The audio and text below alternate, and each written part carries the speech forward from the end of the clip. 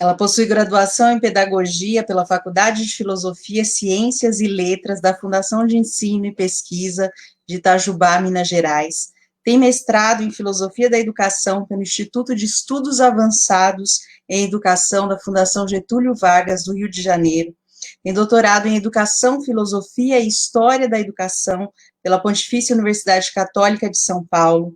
Livre docente pela Unicamp em História da Educação, professora adjunta da Faculdade de Educação da Unicamp, atualmente é professora aposentada e colaboradora da Faculdade de Educação da Universidade Estadual de Campinas, com atividades de pesquisas no StudBR e orientação de mestrado e doutorado. Tem experiência na área de educação, com ênfase em filosofia e história da educação, atuando principalmente nos seguintes temas: história da educação, história, historiografia, educação e trabalho, linhas de pesquisa, educação e trabalho, história e historiografia da educação brasileira. Hoje eu tenho o prazer de tecer em reverso com a professora Olinda Noronha. Boa noite, professora. Boa noite, Juliana, boa noite a todos que estão nos vendo e a todas também. A oportunidade de estar aqui com vocês é uma oportunidade muito rara e importante para mim. Aliás, eu estou inaugurando live, que eu não tinha feito nenhuma ainda. Que bom, que maravilha. Muito obrigada pela sua presença virtual hoje aqui. Hoje nós vamos conversar um pouco com a professora Olinda sobre um artigo que ela publicou em 2017 na revista Argumentos Pró-Educação. O artigo chama-se Notas Teórico-Metodológicas sobre Relações entre Vivência e Praxis, Análise de Prática Pedagógica. Lógico que não vai se esgotar o assunto, nós vamos abordar alguns aspectos apenas desse artigo, mas eu já posso dizer que depois dessa live eu vou deixar o link para vocês, para que todos possam ter acesso, para que todos possam ler esse artigo. Professora, diante da nossa agenda pós-moderna, como a gente deve enfrentar esses aspectos irracionais, né, e essa consequente mistura de vivência e praxis, conhecimento universal com o cotidiano, a questão da comunidade substituindo aí a sociedade, essa introdução aí dos grupos religiosos, autoajuda, empreendedorismo, identitarismo, multiculturalismo e tantos outros ismos mais. É com você. Obrigada, Juliana. Obrigada a todos que estão aqui hoje conosco. A Juliana, ela pegou como base o artigo que saiu na revista da Univas, que ela falou, que ela vai deixar depois o link, que é sobre vivência e praxis. Embora esse artigo ele tenha mais assim uma característica de discutir a questão da prática pedagógica, eu penso que o alcance teórico e metodológico dele, ele ultrapassa um pouco essa análise, essa investigação que eu fiz sobre a prática pedagógica. Ele entra em vários âmbitos da produção do conhecimento, porque a gente, no fim, vai estar lidando com o conceito de praxis, em oposição ao conceito de vivência. A gente vai estar lidando com a ideia de passagem, né, do senso comum para a consciência filosófica, com a ideia de que, como diz Marx, que toda ciência seria supérflua se houvesse coincidência imediata entre a aparência e a essência. Então, a gente está trabalhando com o quê? Com a aparência ou com a essência? Essa preocupação, na elaboração do artigo, na ocasião, ela vinha muito por conta da perspectiva quase que ingênua, né, de alguns professores que acreditavam que, através de uma técnica, qualquer técnica pedagógica, ele poderia fazer a criança aprender alguma coisa, né? Só que, principalmente no caso em específico, foi a análise da técnica psicodrama, onde era colocado assim várias vivências que os alunos tinham, mas e não era trabalhado com eles essas vivências, eles saíam do senso comum e caíam no senso comum, não havia nenhum esforço do professor como mediador para chegar a elaborar essa experiência, levando esses alunos a ter uma consciência crítica daquilo que eles estavam indicando como problema que eles estavam vivendo assim no cotidiano deles, né? Então, o artigo ele ficou mais voltado para essa questão, mas o alcance, como eu falei, ele transcende essa questão de uma técnica pedagógica, porque vivência e praxis não são a mesma coisa, né? Então, como diz o Vasquez, toda atividade, a praxis, ela é uma atividade, mas nem toda atividade é uma praxis. Ela é o ponto de partida, mas ela não é o ponto de chegada do mesmo jeito como foi o ponto de partida. Ela seria, assim, no momento de maior elaboração teórica, a ideia de praxis.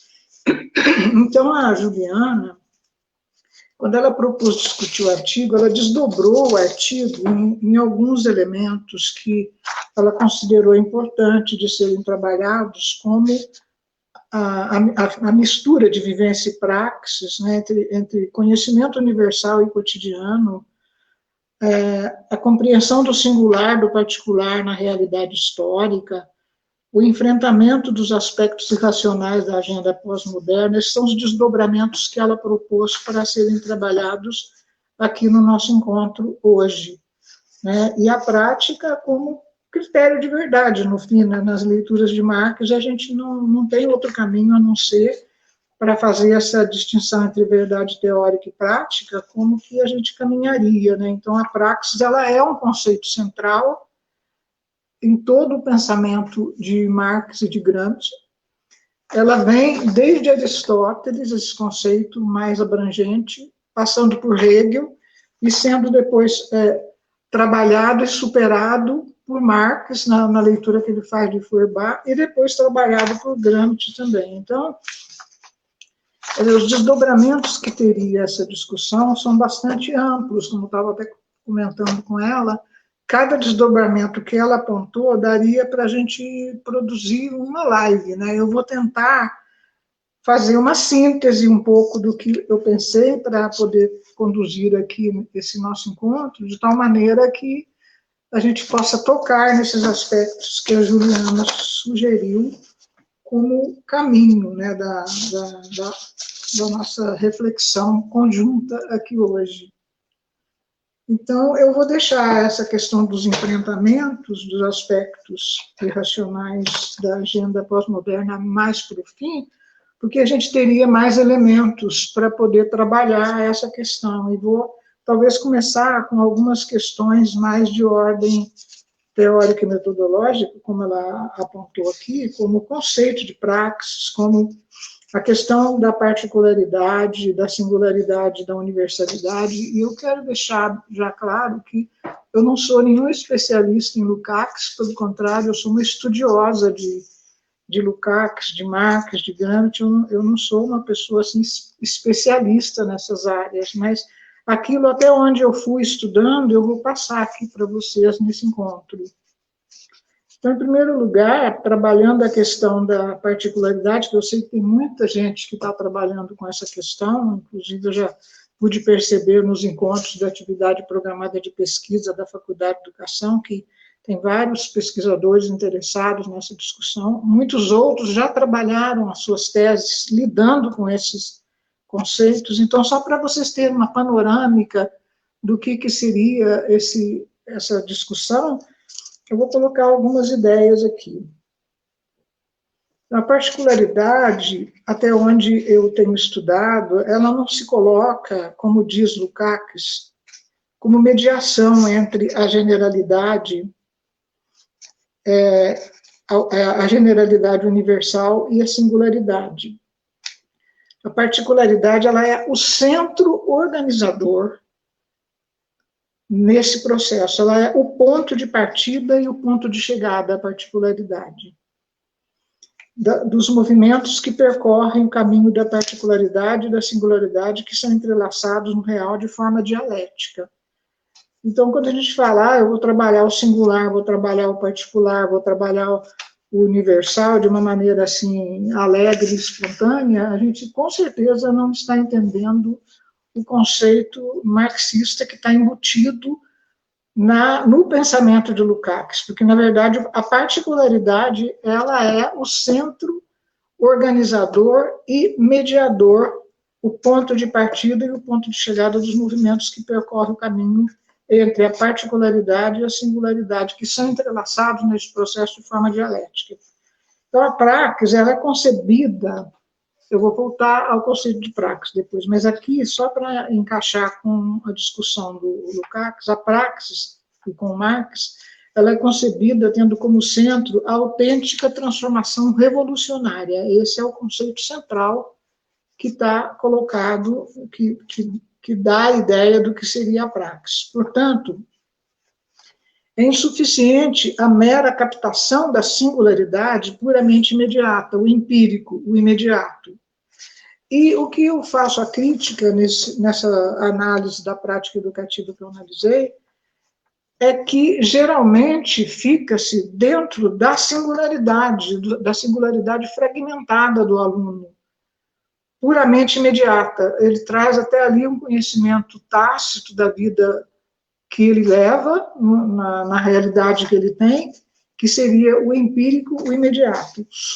Mas o Marx já dizia que o concreto, ele é concreto porque ele é síntese de múltiplas determinações, isto é, ele é a unidade do diverso, na introdução à crítica da economia política, ou seja, o concreto, ele é concreto porque ele é síntese de múltiplas generalidades determinadas, ou seja, de particularidades. Então, é síntese de especificidades, de mediações.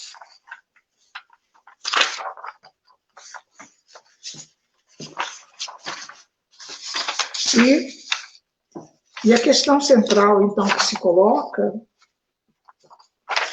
dentro da discussão da praxis é que unidade do diverso concreto, então isso aí já é o Lukács falando, mas o Marx já colocava que é unidade do diverso.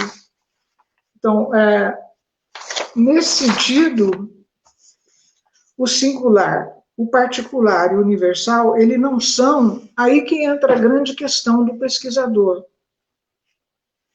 Eles não são pontos de vista a partir dos quais o sujeito contempla a realidade, nem são perspectivas de análise que se introduz na análise. Então, quando eu estou fazendo uma pesquisa, eu falo, eu vou trabalhar com as categorias singular, particular, universal, porque acho que são os pontos de vista que mais se adequam à minha realidade da pesquisa que eu quero desenvolver. Então, ele já deixa bem claro que singular, particular e universal não são pontos de vista a partir dos quais o sujeito contempla a realidade. Então, não é esse o sentido de categorias que singular, particular e universal possuem. Nem são perspectivas de análise que o pesquisador pode dispor quando ele vai fazer uma pesquisa. Então, o que são, se não são essas coisas que, de uma forma vulgar e ingênua, a gente acaba tentando usar na pesquisa para talvez entra mais como um enfeite da pesquisa e não como um elemento constitutivo do processo de construção da investigação e da exposição. Então, o que seria, se não são nem perspectiva e nem pontos de vista do pesquisador? Para Lukács, singular, particular e universal são traços essenciais dos objetos da realidade objetiva, de suas relações e vinculações dialéticas. É isso que são. Então, são traços inerentes à realidade. Então, eu não estou colocando uma interpretação postiça para a realidade, para tentar entender a realidade. Não é por aí o caminho. E ele vai colocar, então, também a importância, o papel do trabalho, que a captação mais objetiva da realidade é através do processo de trabalho, onde o Marx depois vai mostrar que trabalho e produção são determinantes na produção do homem, nas relações que ele estabelece com a natureza, com os outros homens, produzindo a si mesmo e aos outros homens e a própria natureza. Então, categorias, entre aspas, que a gente nem gostaria de chamar de categorias diante disso, ela não é uma escolha, entre aspas, mas é uma condição para que se alcance, por meio da teoria, a realidade concreta. Então, é por meio da mediação da particularidade que o concreto é acessado. A particularidade, então, seria o elemento mediador entre a singularidade e a universalidade. É fundamental, então, para não se cair, de um lado, na singularidade puramente imediata, que seria o empirismo mais vulgar e grosseiro, ou de outro, na generalidade dos esquemas abstratos do idealismo ou do neo-idealismo. Então, é uma questão muito séria lidar com essas questões, porque a questão central da dialética, então, entre singularidade, particularidade e a universalidade, na perspectiva de Marx, está no fato de se conhecer a realidade para transformá-la. Então, ela tem um conteúdo nesse processo de conhecer a realidade através da dialética entre singularidade, particularidade e universalidade. O conteúdo mais central, que seria o da praxis, é o de transformação da realidade. Não é simplesmente para contemplar a realidade ou para fazer uma pesquisa, sim que isso tenha um objetivo que vai para além do conhecimento imediato, que é o de transformação da realidade. Então, é claro que eu não esgotei esse conteúdo sobre a singularidade, particularidade e a generalidade, porque ele é muito mais abrangente que isso. Eu estou dando só uma pista das armadilhas que a gente pode cair quando a gente vai trabalhar de uma maneira um pouco assim, ingênua com essas questões. O outro elemento que a Juliana levantou seria o conceito de praxis. O conceito de praxis, ele é um conceito, na concepção de Marx, eu não vou nem entrar no Aristóteles, no Hegel, nem no Feuerbach, eu vou já direto para o Marx, porque a gente nem tem muito tempo para isso, mas a praxis, na concepção de Marx, é um avanço e superação tanto do materialismo tradicional quanto do idealismo. Então, ela entra para Marx como uma atividade material e social do homem. Como categoria central do marxismo, se concebe ela mesma não só como interpretação do mundo, mas como guia de transformação do mundo.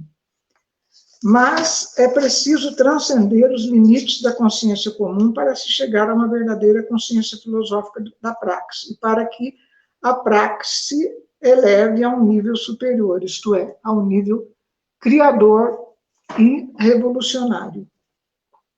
O próprio Lenin, no Que Fazer, ele dizia, que sem teoria revolucionária não há movimento revolucionário possível, repondo aqui a importância e a necessidade histórica do conhecimento e da ciência para todos e todas as pessoas, desde a mais tenra infância. Por isso que a crítica no artigo, ela vinha batendo direto na questão da ingenuidade, da vivência, como ela contendo em si mesma uma possibilidade pedagógica somente na vivência do aluno com o professor, porque não é suficiente, e também porque a gente não pode menosprezar o infantil, achando que porque são crianças, você pode ficar só lidando com o lúdico sem maiores consequências. A ideia de ciência e de conhecimento, ela tem que vir desde a mais tenra infância. Então, a teoria da praxis revolucionária, ela requer a superação do ponto de vista espontâneo. E, para mim, o que estava sendo trabalhado nessas vivências da prática pedagógica era somente o ponto de vista espontâneo. Então, a criança ficava feliz com aquilo que ela estava fazendo, ela trazia várias demandas para dentro da sala de aula, o professor colocava aquelas demandas escritas nos papeizinhos, colocava dentro de um balão inflável, aí inflava o balão, aí todo mundo discutia em grupo, depois aí furava o balão, cada criança pegava uma folhinha daquelas que tinha escrito e comentava, e tudo ficava por isso mesmo. Então, qual o sentido de uma prática pedagógica que parte da vivência e termina na vivência? Nenhum. É pedagogia da ocupação só. Então, voltando aí ao conceito de praxis, o Gramsci ele vai mostrar, né, a passagem da consciência comum à consciência filosófica, a crítica da atividade, na verdade, é tornar crítica uma atividade já existente. O ponto de partida é a atividade existente, mas o ponto de chegada não é a mesma coisa. Não é pegar a atividade existente, rodar em cima dela e terminar nela mesma. Então, o papel do conhecimento nesse processo é importante, e o papel do educador como mediador e dirigente também na perspectiva gramsciana. Então, esse desafio apontado por Gramsci de tornar crítica uma atividade já existente, ele exige que a formação do educador tenha uma sólida base teórica, epistemológica, para que este possa ter condições de realizar o movimento permanente da dialética entre o singular e o universal mediado pelo particular, como elementos de uma totalidade histórica, porque a gente está trabalhando com uma totalidade histórica, e não como instâncias autonomizadas pela visão fragmentada do mercado e de suas ideologias naturalizantes e deshistoricizadas, como o caso que a gente vai depois ter um pouco mais de tempo na discussão do enfrentamento dos aspectos irracionais da agenda pós-moderna, né? Então, que tende a transformar tudo em instâncias autônomas, numa visão de um sujeito fragmentado, de um self perdido na realidade, de instâncias completamente autonomizadas.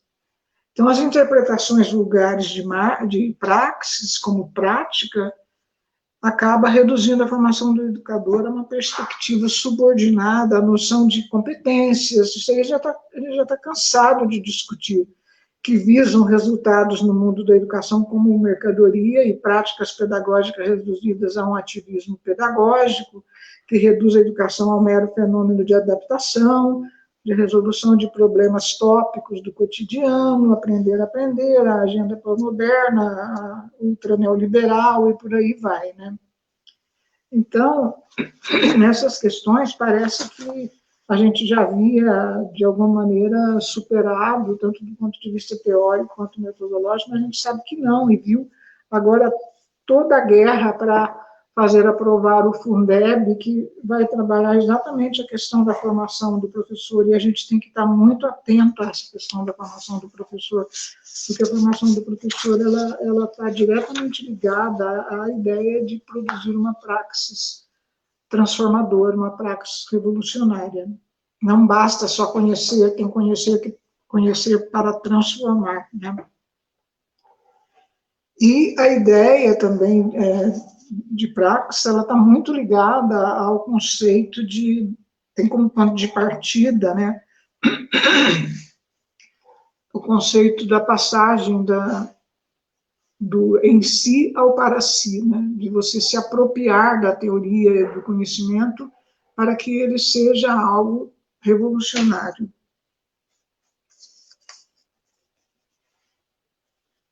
E quando Marx trabalha o conceito de praxis, o ponto de partida não é nem o objeto em si, nem o sujeito abstrato, né? Ele é a atividade prática social dos indivíduos concretos, historicamente determinados. Ele não tá falando de coisas genéricas.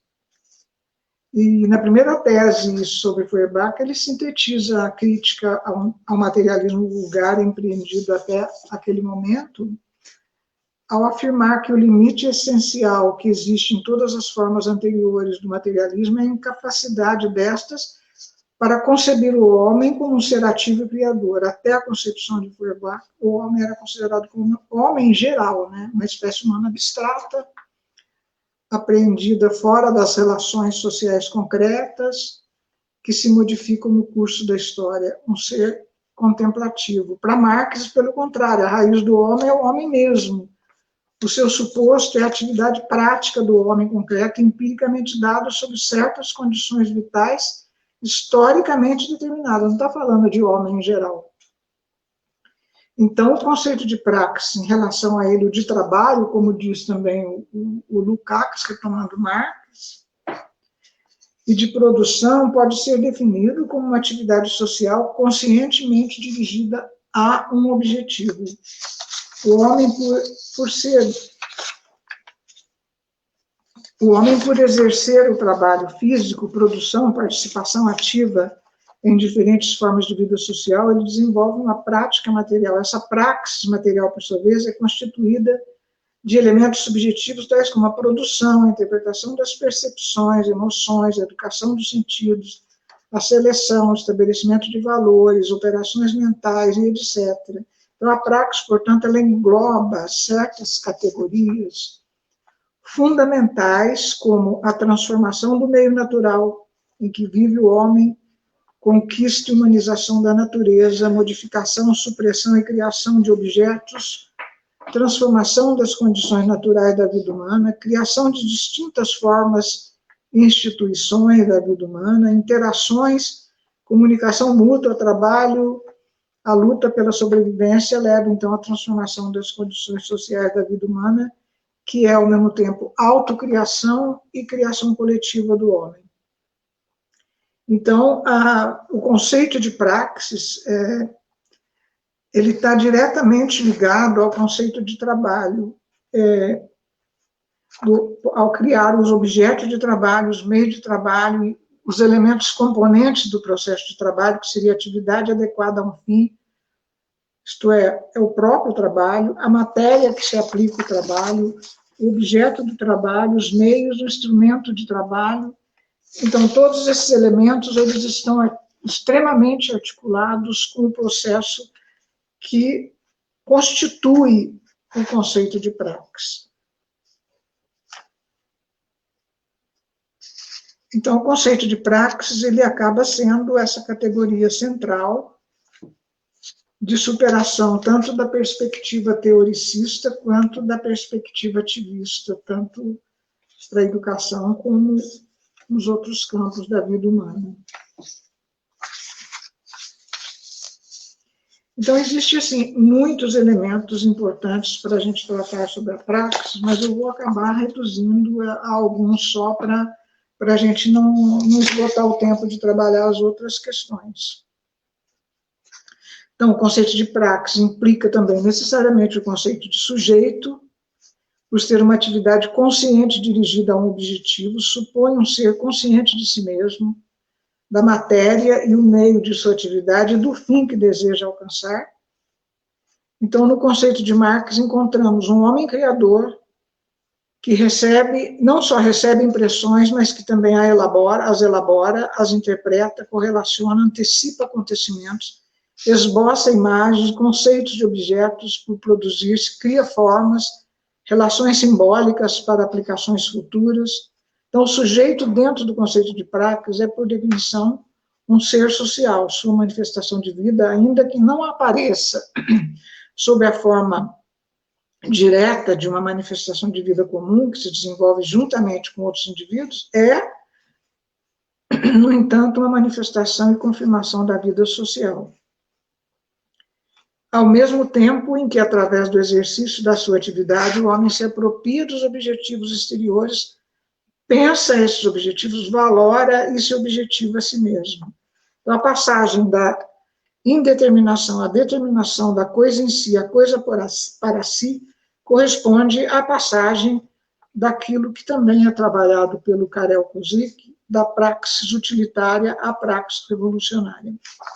Agora, a gente não pode pensar que o tempo inteiro a gente consegue desenvolver uma praxis revolucionária. E, na maioria das vezes, a gente tem aquilo que o Vasquez também trabalha na filosofia da praxis, uma praxis repetitiva, uma praxis reiterativa, uma praxis utilitária. Então, a passagem para uma praxis revolucionária, ela requer a passagem do senso comum à consciência filosófica, da coisa em si à coisa para si. E isso requer uma desnaturalização da realidade fenomênica, porque a realidade fenomênica ela tende a fixar o mundo mercantilizado como se fosse algo natural, como se fosse algo esperado, contra o qual não se pode fazer nada, nem no âmbito teórico epistemológico, nem no prático, nem no individual, não existe saída. E essa saída ela só é possível pela a perspectiva do materialismo histórico dialético.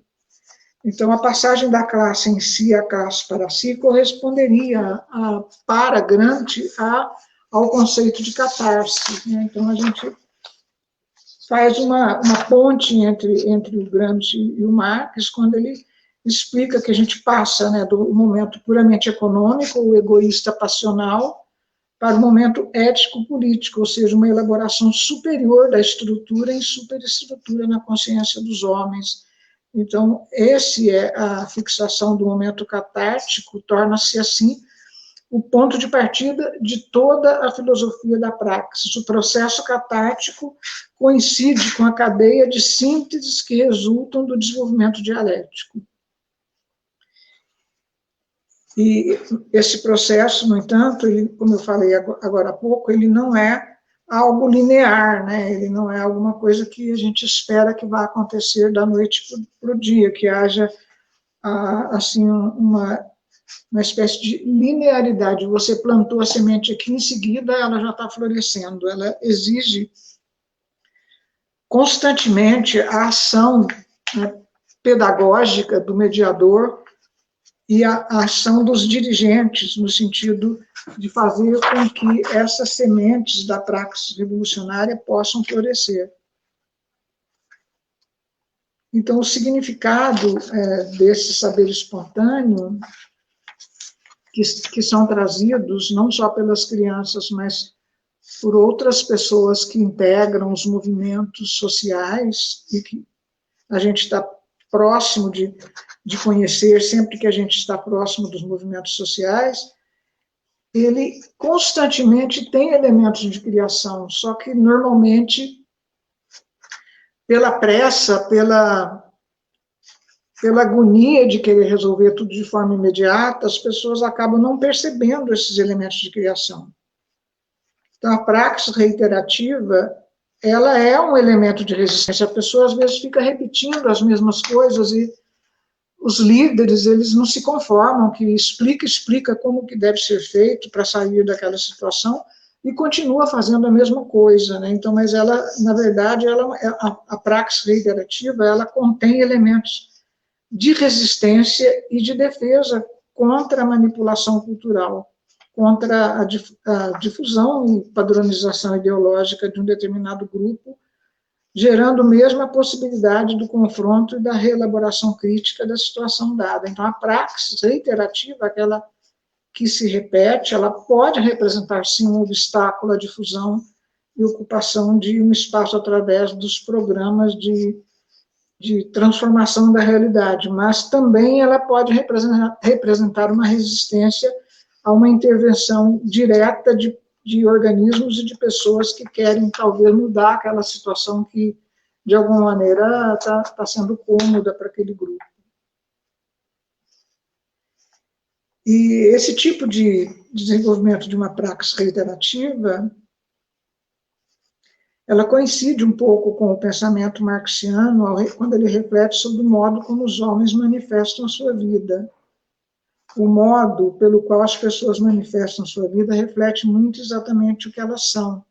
Tal modo de ser coincide com sua produção, tanto com o que produzem, como com o modo pelo qual produzem. O que as pessoas são depende, portanto, das condições materiais de sua produção. Então, a gente tem que levar em conta a determinação, não o determinismo, mas a determinação das condições objetivas a qual as pessoas estão submetidas historicamente, para a gente poder entender, muitas vezes, o porquê que as coisas não caminham do jeito que a gente quer. E também porque, como diz o próprio Vasquez, o homem ele não vive, é uma tensão dialética permanente entre o que está sendo feito e o que está por fazer. Então, porque o homem ele não vive num constante estado criador. Ele cria por necessidade, cria para adaptar-se a novas situações, para satisfazer novas necessidades, repete, portanto, enquanto não se vê obrigado a criar.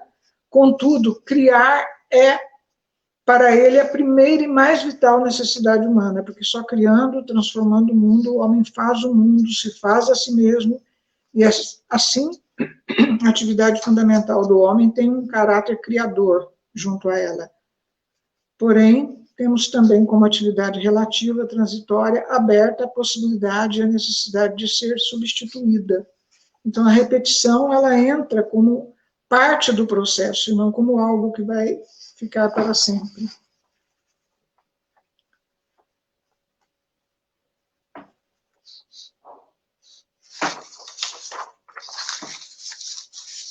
Então, a atividade criadora, nesse sentido, ela não pode ser concebida como uma série contínua de atos de consciência que tenham de traduzir-se em outra série também contínua de atos materiais que se sucedem por aí vai.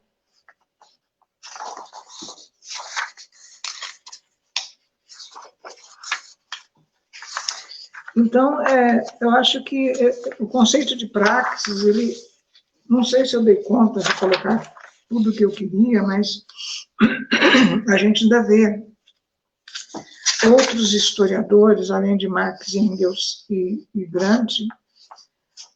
Também eu gostaria só de citar aqui o Thompson também, que é um historiador social inglês,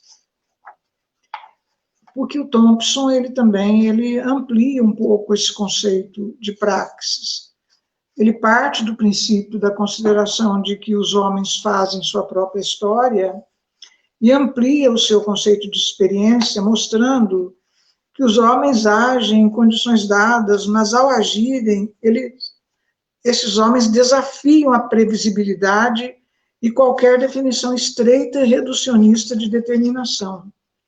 Na experiência humana, isso é o Thompson falando, os homens retomam como pessoas que experimentam suas situações e relações produtivas determinadas como necessidades, interesses e como antagonismos, e em seguida tratam dessa experiência em sua consciência e sua cultura, das mais complexas maneiras, e em seguida agem, por sua vez, sobre sua situação determinada. Então, ele dá muito destaque ao papel criador que o homem tem e como que essa determinação, ela sofre a ingerência humana no momento em que eles estão atuando entre si. Então, nos livros que o Thompson escreveu sobre a invenção do relógio, sobre o modo como as pessoas usavam as mesmas recomendações que vinham para poder, nas igrejas, né, como que os homens, os seres humanos que frequentavam as igrejas naquele momento, eles pegavam as recomendações e aqueles papéis que pediam para eles trabalhar de determinada maneira, fazer determinada oração ou interpretar determinado texto bíblico, e eles usavam esse processo de aprendizagem que era voltado para a aprendizagem religiosa, em favor deles depois ler os textos da fábrica, ler os relatórios que chegavam até eles, ler assim, as recomendações para que eles pudessem fazer tal coisa ou tal coisa. Então, o modo como os trabalhadores aprendiam e pegavam esses dados e usavam em favor de si mesmo foi alguma coisa que o Thompson trabalhou bastante e avançou bastante na compreensão da questão da história social. Então, é um historiador bem interessante.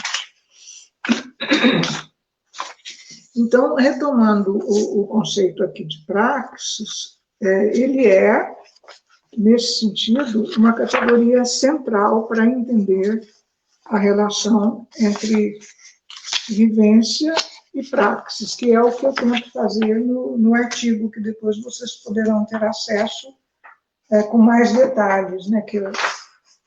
Deixa eu ver se eu acho o artigo.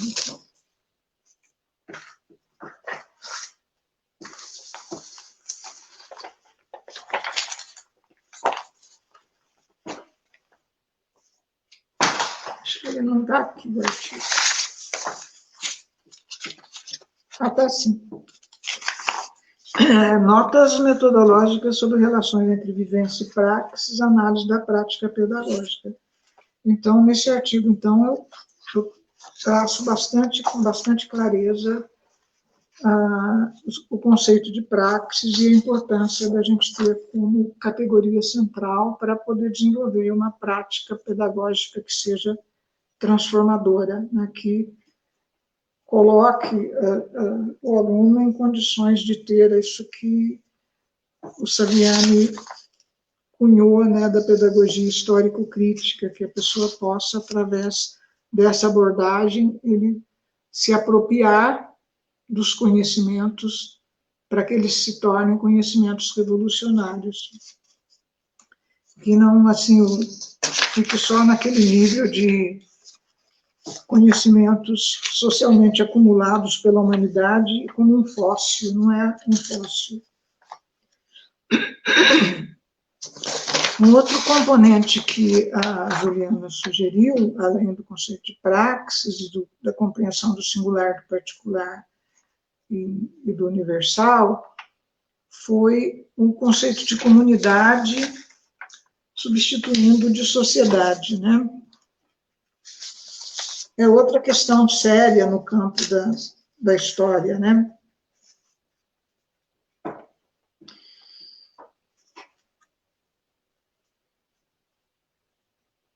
Então, historicamente, eu não vou entrar muito nesse debate, mas historicamente a gente vê que o conceito de comunidade ele foi sendo substituído pelo de sociedade, na medida em que as relações históricas foram sendo alteradas, né? O modo de produção humana foi sendo alterado. Porque o modo como as relações entre comunidade e sociedade são constituídas historicamente, a gente vai ver, por exemplo, Toni seria a comunidade, a unidade pela vontade natural, passado. Sociedade seria a interdependência típica da vida urbana, a civilização ocidental. O Weber vai falar que a comunidade se apoia sobre uma base comum, um sentimento de formas, e que vai formar um todo, né? Vai construir, inclusive, uma tipologia. Já o Marx vai superar essas orientações, o Marx e Engels, principalmente na origem da família da propriedade do Estado, ele vai mostrar o capitalismo como passagem da comunidade para a sociedade, passagem destrutiva do mundo rural para o urbano, né? E a ruptura da organização dos núcleos da vida comunitária. Nos Grundrisses, ele vai falar das comunidades antigas, tribais, dos novos sujeitos ligados a laços do mercado que vão surgindo na medida em que o modo de produção capitalista vai avançando, e as relações não vão sendo mediadas não mais pelo parentesco, pelos costumes, mas pelo interesse, né, pela troca, pelos valores.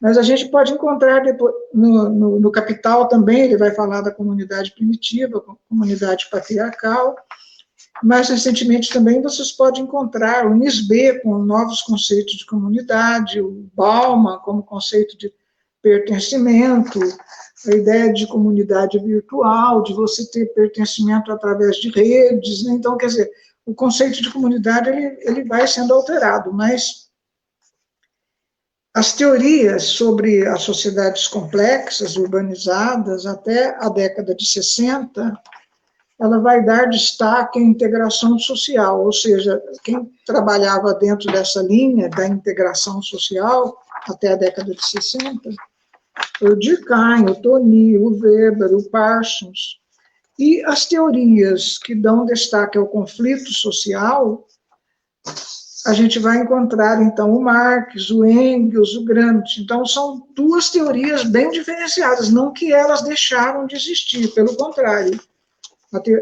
O destaque para a integração social, a gente vai ver que continua existindo com os neofuncionalistas, e o destaque é o conflito social, a gente vai continuar lendo porque a gente não esgotou o modo de produção capitalista, pelo contrário, a gente está cada vez mais dentro do ultracapitalismo atual. Mas por volta de 68, essa polarização entre destaque para a integração social ou conflito social, ela vai começar a conviver com um tipo de uma hermenêutica relativista, entrando no cenário, então, Deleuze, Derrida, Michel Foucault, e mais recentemente, com a derivação que vem também desse pensamento da atitude pós-moderna, porque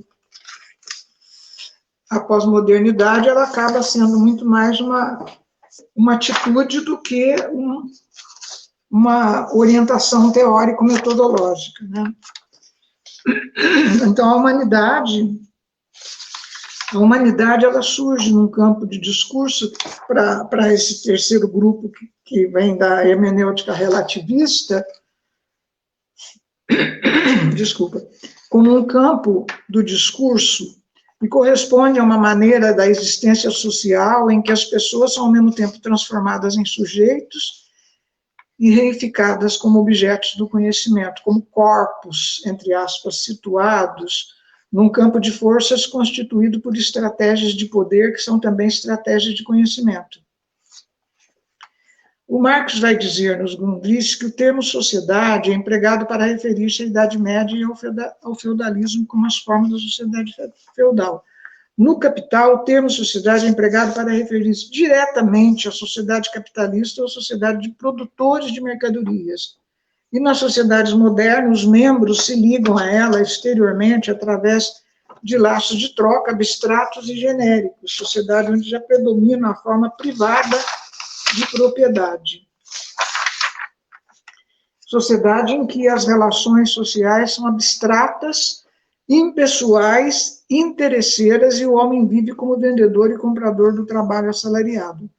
No final do capítulo 1, do livro 1 do Capital, o Marx ele vai falar de uma utopia dele, né, onde o tempo não seria mais o Cronos, não seria o Kairos, né, uma parte tão pequena que eu até gostaria de colocar aqui.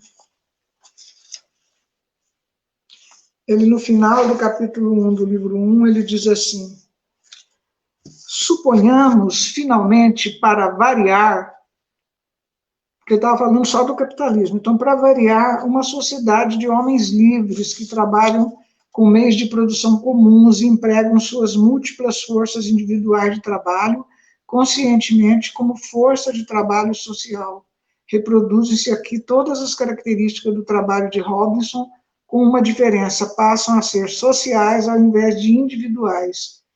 Todos os produtos de Robinson procediam de seu trabalho pessoal, exclusivo, e por isso eram para ele objetos diretamente úteis. Em nossa associação, o produto total é um produto social. Uma parte desse produto é utilizado como novo meio de produção e continua sendo social. Então, ele segue falando dessa substituição, né, da passagem do Cronos para o Kairos, né? Eu não vou falar Kairos, porque por exemplo é o Kairos, mas...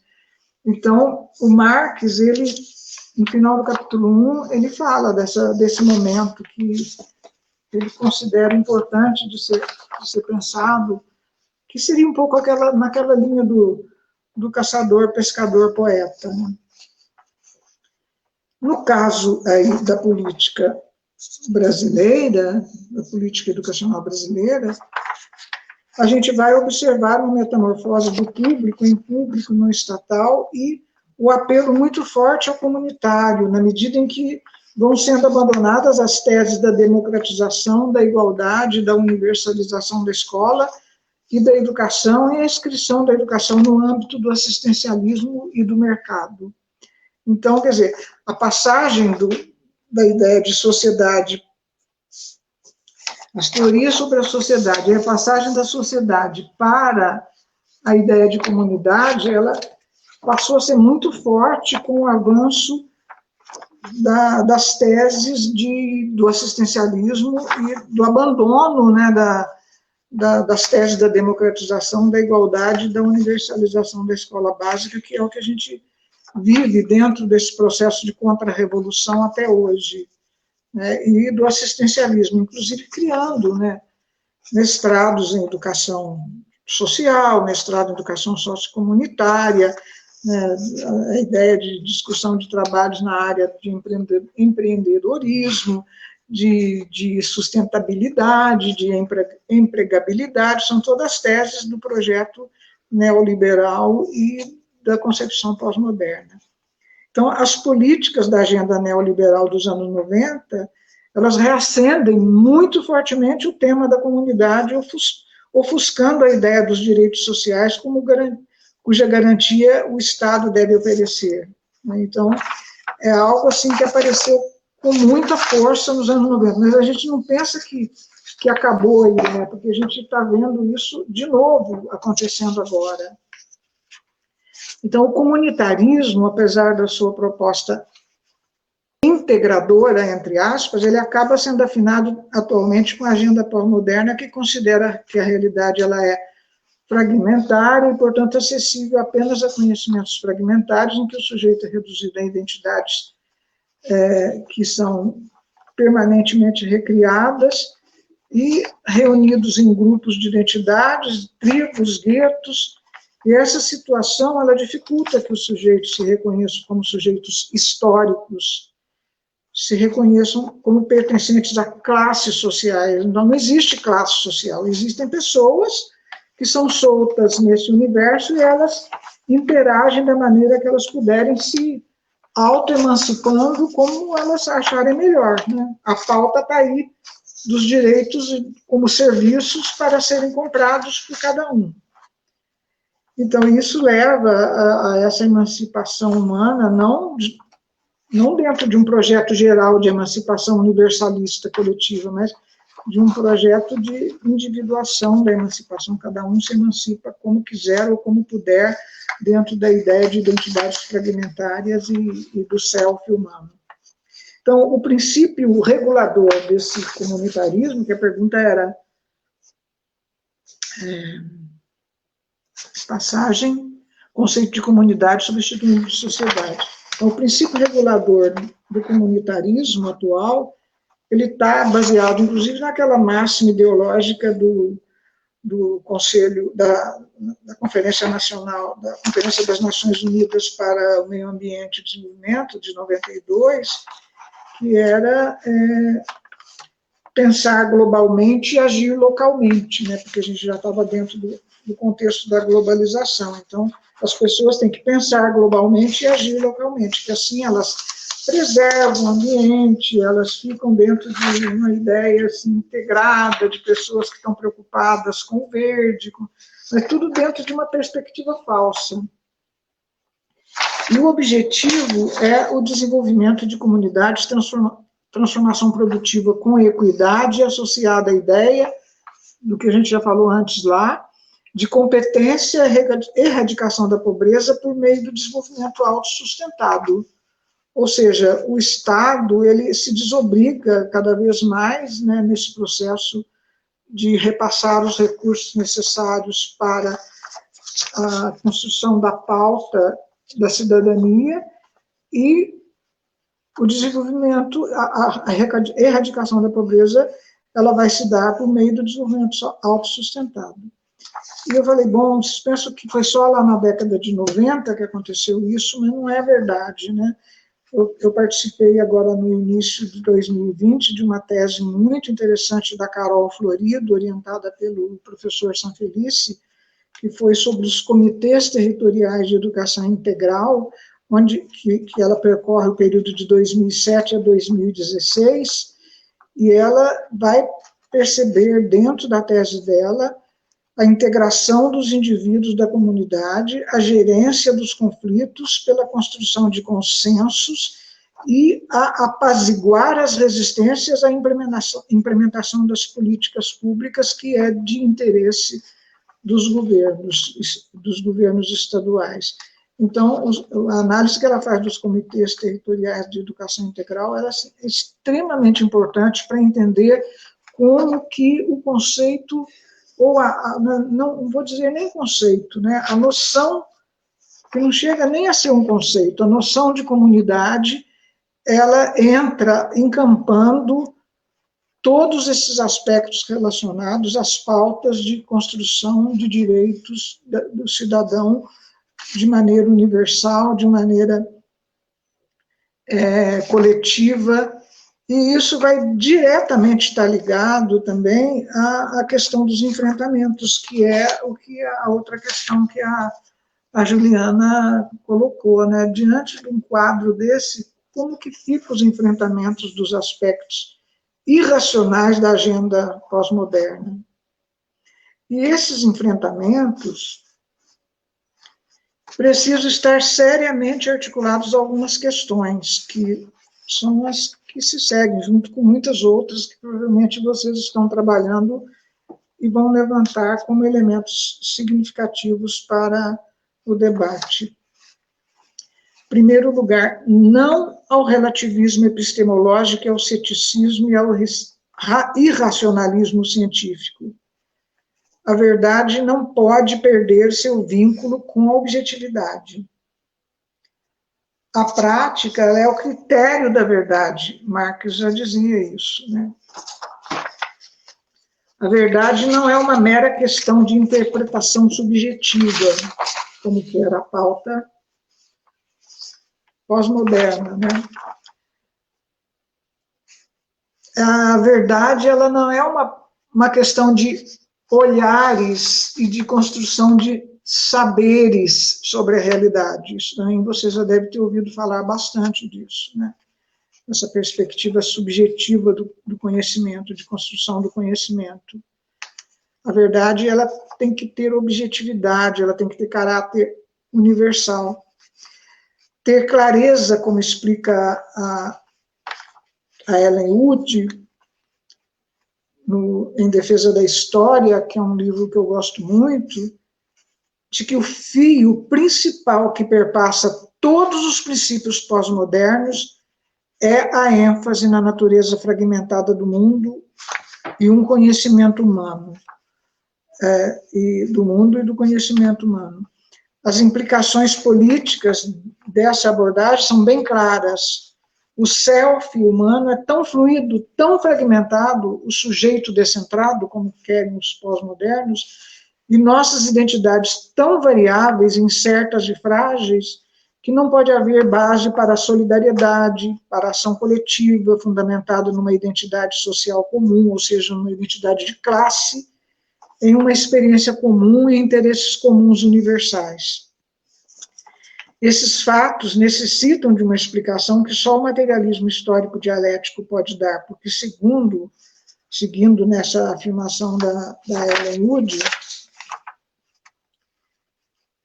o que é mais triste, mais que triste, mais horrível de se pensar hoje, que não é apenas que não sabemos agir contra o capitalismo, nós estamos esquecendo mesmo como pensar contra ele.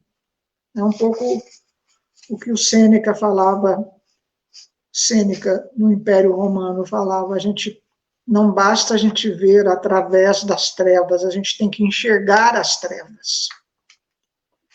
Então, o dilema do presente, para aqueles que trabalham com a teoria marxista, passa a ser: ou ela se satura de historicidade e se mantém robusta como um instrumental mais adequado para uma compreensão e crítica da sociabilidade e do aprofundamento das contradições do capital, e, como tal, uma força material na construção de relações sociais alternativas, ou ela se constituirá apenas numa formulação discursiva, como já evidenciou o P.R. Anderson, né? Então, ela se satura, ou a teoria marxista, ela se satura de historicidade, ou ela vira só uma formulação discursiva, um enfeite para as teses. Então, como fazer frente a esse retrocesso histórico sem precedentes, né? Esse é o nosso desafio, né? Esse é o nosso grande desafio. E aí, aqui, antes de continuar,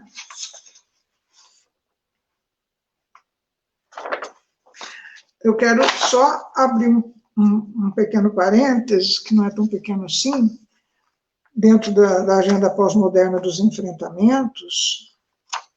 Como que a gente faz esses enfrentamentos? A gente tem que fazer de forma sistemática, permanente, ininterrupta, até quando dorme, até quando sonha,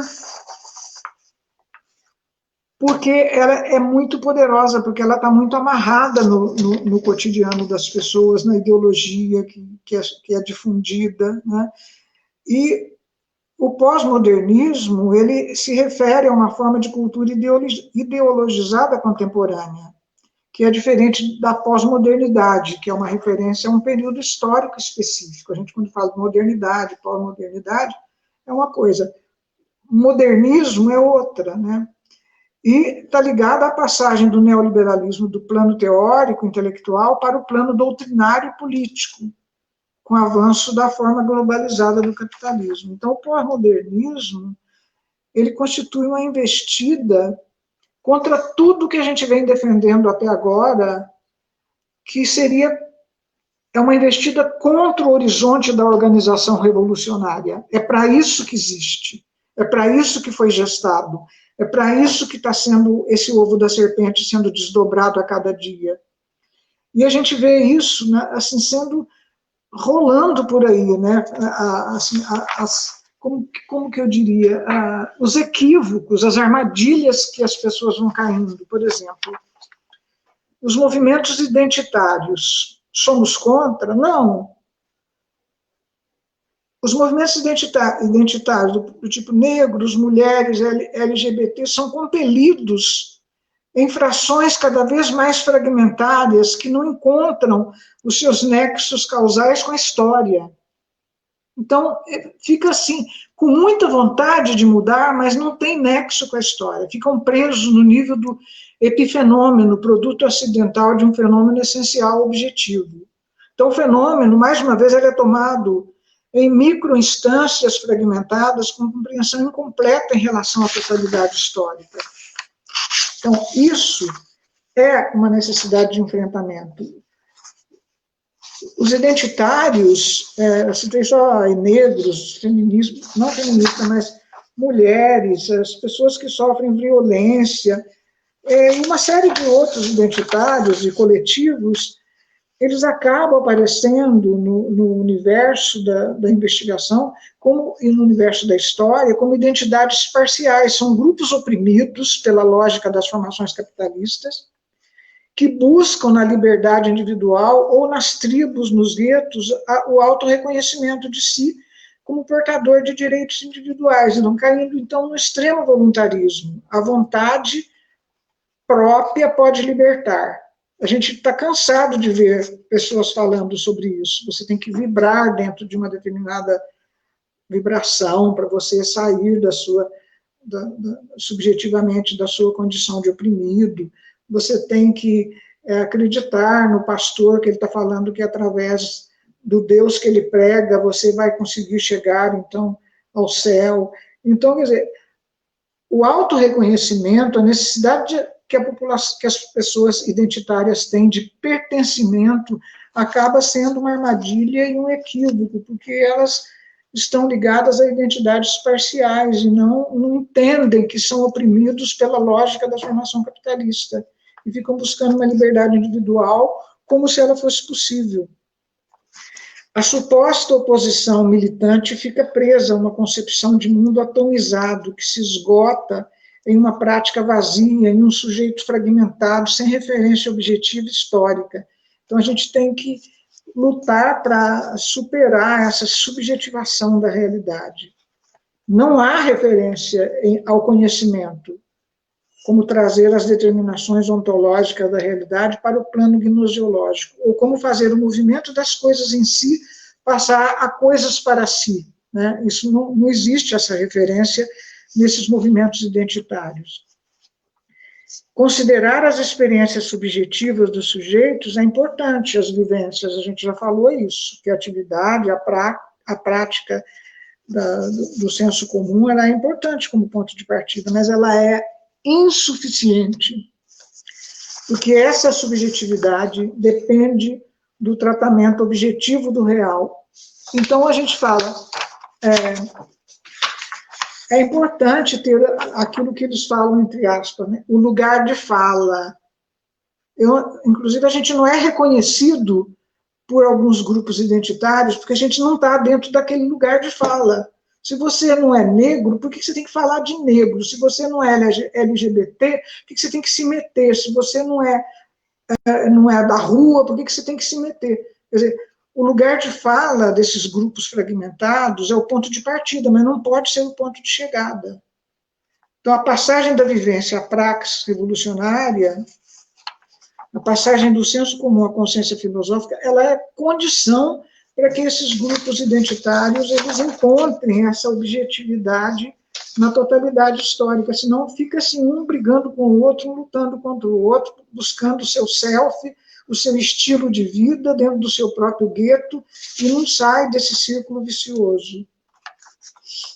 Então é importante, portanto, né, não dissociar os movimentos culturais e coletivos identitários das relações de produção da estrutura e da superestrutura capitalista.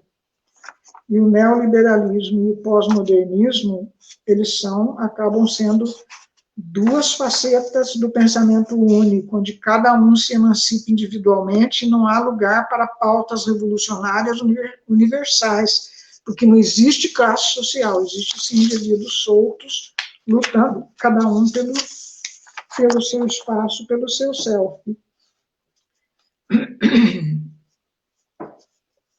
Então, como fazer o enfrentamento a esse retrocesso? A gente volta à questão, né? Tudo isso já está dentro do enfrentamento, mas eu acho que, como afirma, só lembrando aqui o que o Roberto Lerner coloca para entender esse processo, para reverter, isso é ele falando, para reverter os fundamentos da contra-revolução, que é o processo que a gente vive de modo permanente, e as suas metamorfoses, seria necessária a entrada na cena histórica dos trabalhadores destituídos, explorados, dos sem-terra, dos estudantes, dos trabalhadores da educação básica, da saúde, dos técnicos de maior qualificação, em busca de um projeto autopropelido de nação, que é aquilo que, no fim das contas, deixa eu sair do foco aqui, o Saviani chama, né, no final do livro dele, de resistência ativa, que é aquilo que o Florestan Fernandes, desde a Revolução Burguesa no Brasil, esse livro clássico que ele escreveu, mostra que é preciso romper com a dupla articulação a que ele se refere, que, primeiro, a dupla articulação que ele está se referindo é a seguinte: primeiro, a extrema desigualdade social e regional, e segundo, a subordinação da vida nacional à lógica da acumulação do capital internacional. Isso requer que a gente se aproprie da teoria e da sua radicalização, especialmente com base no legado de Marx, Engels e Gramsci. Isso significa o que a gente tem tentado fazer e que eu acho que o que a Juliana está fazendo com essas lives do Tecendo em Reverso, seria trabalhar nas trincheiras avançadas revolucionárias, na guerra de posição, como diz Gramsci, buscando ultrapassar a fragmentação das lutas e buscando enfrentar os dilemas concretos de nossa formação histórica. E isso, mais uma vez, requer o quê? O conhecimento da história. E o que tem negado e sendo destruído sistematicamente nesse momento esquisito que a gente está vivendo, né? A negação da ciência, a negação da tecnologia, a negação do conhecimento, a negação de tudo que se refere às conquistas que a gente tem trazido até hoje. Então, eu acho que seria um pouco isso que eu teria para dizer, e queria terminar aqui agora dizendo que nós não somos militantes de gabinete, nós estamos na trincheira avançada que cabe a nós nesse momento, inclusive de isolamento pela pandemia, de produzir conhecimento, de propagar conhecimento e de formar pessoas que tenham essa perspectiva do conhecimento da história. Então, isso é um pouco na linha do que a Marilena Chauí falava, né? Então, Tecendo em Reverso, para mim, está na linha do que ela colocou uma vez numa introdução de um livro dela, seria a história sendo lida a contrapelo, né? E termina a minha fala dizendo: viva os 100 anos do Florestan Fernandes, esse grande mestre que tanto nos ensinou e que trouxe tanta contribuição e que sempre a gente está voltando a ele para entender a lógica do que está acontecendo. Bom, gente, seria essa a contribuição do meu Tecendo em Reverso hoje. Professora Olinda, querida, muito obrigada por sua fala sempre lúcida e necessária nesses nossos tempos sombrios. Gostaria de saber, junto com o nosso público, quais são as suas leituras aí de quarentena, se a senhora tem alguma leitura para nos indicar. Bom, além das leituras clássicas, que a gente tem que voltar o tempo inteiro, né? Tem as leituras lúdicas também, né? Que a gente faz para distrair um pouco a cabeça, né? Então, quer dizer, não tão lúdica assim, né? Porque o ensaio sobre a cegueira realmente não é tão lúdico assim, é realmente um livro que a gente lê e depois passa uma semana sem dormir, pensando, né, naquilo e tentando entender um pouco o que o Saramago traz para a realidade atual, né?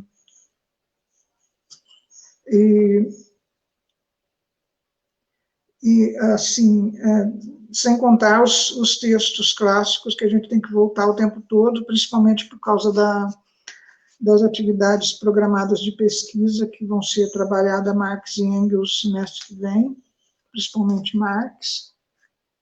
Estou lendo um livrinho também bem assim descomprometido de um japonês que se chama Haruki Murakami, que é O Assassinato do Comendador.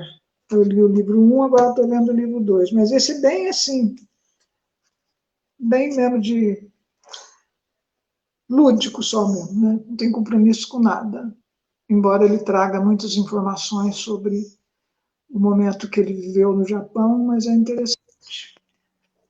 Então, um pouco isso, as leituras de quarentena. Obrigada, professora. Uma boa noite para a senhora. Muito obrigada. Obrigada a você, Juliana. Até mais. Até mais, então. A gente fica... Nós vamos terminando esse Tecendo em Reverso de hoje. Eu aproveito para indicar aqui um livro chamado, deixa eu posicionar melhor aqui, A Falácia do Empreendedorismo. Esse livro é uma edição portuguesa, são dois sociólogos, o Adriano Campos e o José Soeiro. Esse livro ganhei da Maria Angélica, ela trouxe lá de Portugal para mim, a Maria Angélica, que é orientanda da professora Olinda, e é um livro muito bom para a gente pensar as questões aí abordadas pela professora Olinda também. Vou encerrando também, falando que semana que vem nós vamos conversar, Tecendo em Reverso, com a professora Ana Carolina Marsiglia, sobre infância e pedagogia histórico-crítica. E agora, o recado em forma de poesia do nosso professor Bertolt Brecht, do Regar o Jardim. Regar o jardim para encorajar o verde, aguar as árvores sedentas, dê mais do que o bastante e não esqueça os arbustos, mesmo os que não têm bagos, os desbotados, sovinas, e não me passe batido pela erva daninha entre as flores, ela também tem sede, nem molhe apenas o gramado viçoso ou o ressequido apenas, o solo nu você refresque também. Beijo para vocês, até semana que vem.